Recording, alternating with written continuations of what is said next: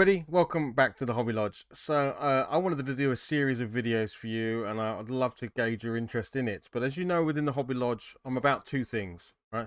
Tabletop wargaming around Warhammer and other great companies out there that produce amazing games on the tabletop for you to throw dice at, send your armies to destroy each other. And then, of course, the video gaming, the retro video gaming specifically.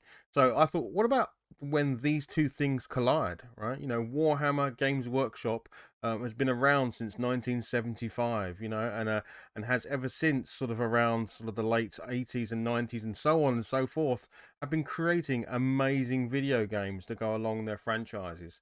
So I thought, as someone who's in keen interest in both the tabletop and video games, why don't I look at when these two things collide, when these two hobby worlds that I love collide together to create video games based on the 40k universe or the Warhammer Fantasy Age of Sigmar universe, or even some spin-offs like Blood Bowl and others. So yeah, I thought that this would be a thing that I could be interested in. You might be interested in understanding what these things are. I can show you both the tabletop representation of these games, some of the miniatures that I've built and painted over the years, and then take a deep dive into some of the games that they then produced. And these might trigger some thoughts about your own gaming in this space. So yeah, and of course, I've got to start at the beginning. And the beginning for me is HeroQuest. HeroQuest was the first game I ever owned as a board game. Before I even really knew about tabletop wargaming or role playing or anything like that, I had the HeroQuest game and I would just play it out with the figures, rolling the dice, having the adventures, even playing it by myself. And of course, there was a video game based on it as well. So why don't we together take a look at the tabletop game, take a look at the video game, talk about the comparisons, talk about what was there and what wasn't, and yeah, see where we go with this and other games in the future, because there are many, many games that I can review in this series. So anyway, hopefully you'll like the video. If you do, give it a like, give it a subscribe, maybe follow along with me on this journey. Hit me up in the comments below with your own Warhammer games that you've enjoyed. Again, be they fantasy, be they future sci-fi, be whatever, or the world of Blood Bowl, for instance, always comes up. But yeah, hopefully you enjoy the vid. HeroQuest was a game created by MB Games in conjunction with Games Workshop.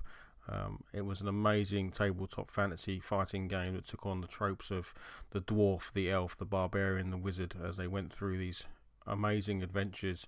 As you can see here, the Wrath of the Witch Lord, Keller's Keep, with amazing artwork on them to depict the adventures you're about to take on against the evil wizard Morcar. Each player had their own card. This would give them the attributes of what their character was able to do, and then a sheet where they could record their adventures, so their wins and their losses, the treasures they might find, the injuries they might take on their way throughout the dungeons that they're about to face. As you can see, the board is represented by miniatures, each one a depiction of whether the character you are playing, be that monster or player. And then you had the wizard himself, the one controlling the dungeon. They would keep their secrets behind this wizard's screen.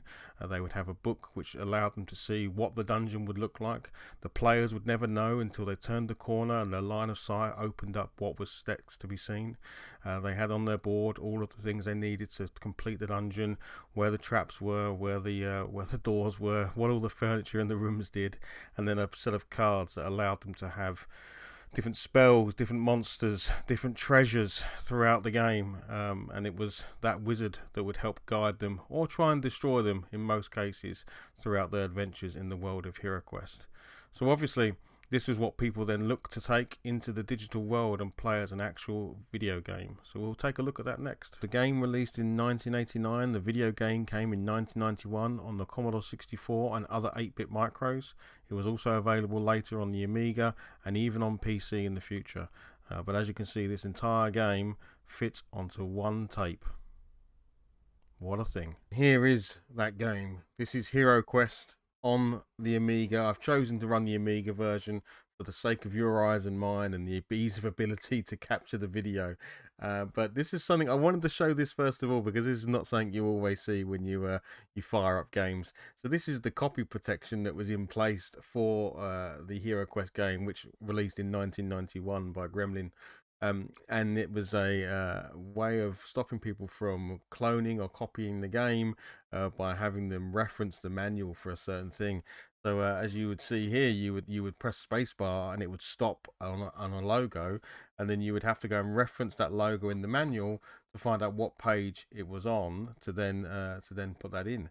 So you grab the manual out, and luckily I have it in a digital format. Otherwise, we would be stuck on this video immediately. But you would go in, you would find that logo, and I would find that it is on page 26. You would then come in, you would type in page 26, you'd press go, and hopefully, there we go, the game would load. So at this point, we can now sort of step through the game itself, and as you can see, already fantastic music appearing in the background, really iconic, a real Amiga sound to it, I think, this game, and of course I'm sure it would sound amazing on the C64 as well. I can't speak for the other systems because that's not what I played it on. I played it on the Commodore 64 and I played it on the Amiga. So let's just jump into the game and see what we can find out.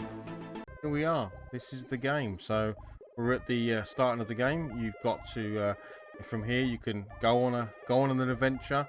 You can manage your party. So you know, what do you want to do with your characters? You can rename them if you wish. You've got the barbarian, the dwarf, the elf, the wizard, exactly as I showed you on the tabletop version of the game. And in here you can manage those characters. You've even got equipment, so throughout your adventures you're going to earn some gold. Exactly the same, and you can buy the weapons that you can buy in the tabletop game as well. Very famously, you've got things like the broadsword and things like that, and the staff and the helmet and the crossbow, which is an amazing upgrade if you can get it. The staff that allows the wizard to attack diagonally, which is, you know, a very important ability to have. So yeah, all sorts of things you can get here, toolkits to disable traps and so on. So earning gold, leveling up your characters, take on further missions, and then you've also got the expansions that came out with the game. So the expansions that came with the tabletop game also came out in the video game as well. Here you're picking the characters you want to play with, so you absolutely can play this with a single character and go through the missions on your own, or you might want to control multiple. So here you can choose to have in play who you actually want to have. So we've got the barbarian, we've got the dwarf. Do we want to bring the elf and the wizard? Do you want to run all four in your party? Your choice. So for this one we'll keep it simple, we'll just have the barbarian play, but yeah, play as you wish. And let's then go on to a mission. Now these missions are all the same that win the board game. So the book that I showed you that Morcar the wizard has to lay out his dungeon, you're able to go through and pick some of these quests. So the first one being the maze, the most simplest of them, the rescue of Sir Ragnar. So many great quests on here, so let's pick one of these and play on. And then you get a bit of story. So again, same as the board game. What's happened? You know, what's happened to Sir Ragnar, and what are we going to do to save him? So yeah, we understand. Let's continue. And here we go. This is the game. So this is a isometric, so almost a zoomed in. So imagine that this is essentially one complete room. So you're really zoomed into the board game. This is my player piece. This is the barbarian. This is the dice. It shows it as a flipping coin, but essentially it's going from 1 to 12. Your movement is essentially 2 dice in the board game, and that's the same as this spinner we've got going here. The stairs, you always start at the stairs in these games. I think there may be 1 or 2 where you start imprisoned within the dungeon and you're trying to get to the stairs to escape, but the stairs always represent the entrance or exit of the entire dungeon. And of course, doors will always be closed until you open them. And once you open them, you're able to see further into the game. So let's see what we get. We've got a 10, so we can move 10 squares essentially, and as you can see here, we've got our ability to move, or you can click and use the mouse. You've got some other controls here as well. So this is our status, again exactly the same as the game. So I have a life of 10, that's my hit points. My mind points are only 2, so I'm the barbarian. I'm all about strength, I'm all about killing people with mighty blows. I'm not very smart, so I want to watch that I don't get that. So let's move. Let's go through our first door. Okay, so we're through our first door, and as you can see, it opens up to show me what's next available. So now I've got these 2 bad guys. These are clearly going to attack me, but again, lovely representation of the board game in the game. So again, I have a full room here. I know there's a closed door. I know there's more to go after, but my immediate threat is these 2. Now I still have 5 moves, So I could potentially escape through this door if I wanted to. But we're not going to do that. We're definitely going to go in for a fight. So let's go in for a fight. And now I'm here. And now I want to pick the fight icon.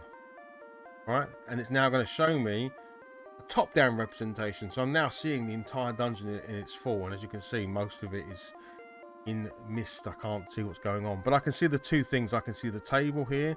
I can see the goblin. And I can see the orc. So I'm going to click on the goblin to see if I can fight him. Now, essentially, you rolled some dice. It was very quick on the screen there, but you saw the little skull come up. The dice in the game have a skull for attack, a shield for a block, and an evil sign for the defense of the enemy. And as you can see, he rolled nothing. I rolled a skull, so I hit him for 1 damage, and that is enough to kill the goblin. Now, that's my turn over. So now I have to hand over. As you can see, all the other controls are disabled. I do have my inventory, but there's nothing for me to do in my inventory. So I'm just going to come back. And now I'm going to pass the go over to the evil wizard, as you can see on the screen there. The evil wizard Morcar. Let's see what he does. I'm assuming he's going to attack me. Oh, this is a deadly hit. 3 skulls and only 1 shield. He did 2 damage to me. That's a pretty hefty blow. So we're going to need to take this guy out. I'm not going to move. I'm just going to get straight in there and I'm going to try and destroy him. Am I going to get lucky? No, we didn't roll any skulls. So we came to blows, but no damage was done. That's very disappointing for the barbarian. That's his main thing, is killing people. And he didn't do it. So now we're in trouble. Again, nothing I can do at this point because I've taken my turn. I don't believe in the game of HeroQuest you're not allowed to move. Ah, this is allowing you to move in this version of the game. So once you've attacked, so we could try running away from this guy and maybe seeing if we can get a potion or something. So we're going to go into this corner of the room. See if we can get away with a round not being attacked. Okay. And now we can search the room. We're in an empty room. The orc hasn't come chasing after us. So maybe we've got a reprieve. And we can take our time to maybe search this room. So other controls down here. You've got search for secret doors. Dungeons are full of secret doors. Push on a stone, a door opens. Lift up a plate on the floor. You've got a tunnel you can escape through. So searching for secret doors is always an option. Or you want to find loot in the room. Hey, there's this cupboard here. Who knows what's in there? Is there a magic potion? Is there a spell book? Is there a weapon? Let's find out. Now, the danger is when you're searching for stuff, maybe you'll come across something you didn't fancy. But maybe there's a hidden monster waiting for you in the depths when you open that secret passage or open those cupboard doors. So let's go for some treasure and see what we find. Oh, we rummaged through the old clothes, revealing 20 ancient gold coins. It's a score. We've got some gold. And there we go. Again, that's the end of my turn because I've moved and I've taken the action. 4. Let's go through another door. Now, I've run out of steps. I can't step through the door. So again, I could search the room for treasure, but we've already searched for treasure. This time, let's search for secret doors. Ah, we find nothing. And we'll end my turn.